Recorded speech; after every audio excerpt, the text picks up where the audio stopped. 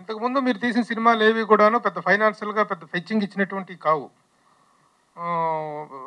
మీ మీ own బ్యానర్లో తీసినవి కానీ ఏవైనా డైరెక్టర్గా మీరు హిట్ చూసి కూడా చాలా కాలం అయింది. కానీ ఈ రోజున ఆర్జీబీ డెన్ అనేది చూస్తే వన్ ఆఫ్ ద పోషెస్ట్ ప్రొడక్షన్ హౌస్గా ఉంది. అంత ప్రొడక్షన్ హౌస్ని అంత డీసెంట్గా అంత డెకరేటివ్గా చేయడానికి డబ్బులు ఎక్కడి నుంచి వచ్చినాయి ఈ రామ్ గోపాల్ వర్మకి?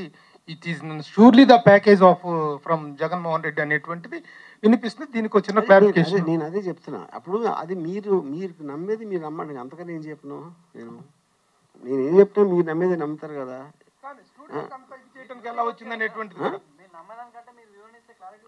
వివరణ ఏంటండి అది చెప్తున్నా. ఇప్పుడు నాకు ఎవరు ఇచ్చారో మీకు చెప్పాల్సిన అవసరం నాకు లేదు. Point 1 okay. పాయింట్ 1. పాయింట్ 2, ఇప్పుడు జగన్ ఇచ్చారని నేను చెప్తానా? నేను చెప్పినప్పుడు మీరు నమ్మరు. ఎంత ఇచ్చారంటే 10 రూపాయలు ఇస్తాను, 10 కోట్ల 100 కోట్ల ఏదైనా చెప్తాను ఫిగర్. దానికి ఏమైనా మీనింగ్ ఉందా? Eventually what is going to be shown will be in the records. ఇప్పుడు నేను అబద్ధం ఆడనని మీరు నమ్మితే ఒక్క పైసా కూడా ఇవ్వలేదు వాళ్ళు.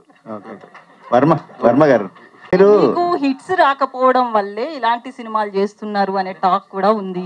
సో అదే రీజన్ అనుకోవచ్చు. అంటే ఏది చేస్తే గ్యారంటీ అవుతుంది హిట్ వస్తే? ఇలాంటి చేస్తే హిట్ అయిపోతుందా? ఏంటది అర్థం? ఇక్కడ హిట్ రాదు కదా, ప్యాకేజ్ పైసలు మన డబ్బులకి ప్రాబ్లం ఉండదు కదా. ఇప్పుడే ఆన్సర్ ఇచ్చాను దానికి.